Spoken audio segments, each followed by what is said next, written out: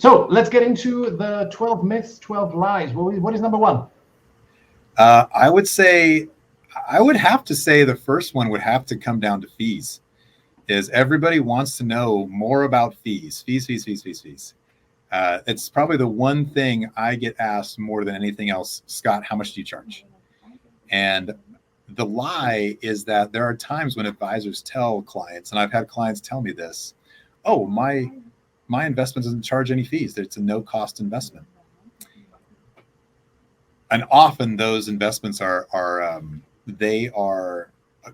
associated with insurance companies. And it's not to say insurance companies are bad. There are plenty of products that insurance companies come up with that are fine tools. But the idea that you pay no cost is, we all know deep in our souls, oh, that can't possibly be right. And what I always encourage my clients to do, or the families that I'm meeting with, is, hey, if you think your investment doesn't have any costs, ask yourself, is the insurance company doing this out of their goodwill?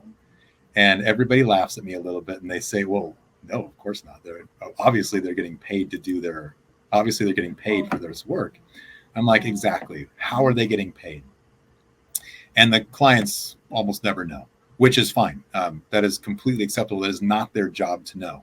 Just like it's not my job to know how to price structural steel. It's not your job to know how investments are priced. It's your advisor's job to tell you how everyone gets paid and how much they get paid and how much the cost of this investment is. And I can tell you from my standpoint, when we meet with somebody, we do our best to go through and say, I get paid 1% here, I get paid 3% here, I get paid 0.5% here. This is a life insurance policy and I made $1,200. And no advisor should be ashamed of the amount of money they're making.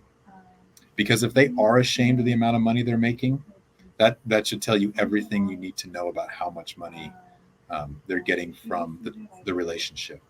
And so I'm okay if families decide not to work with me because I make too much money, but I always endeavor to not be fired because a family finds out how much money I make.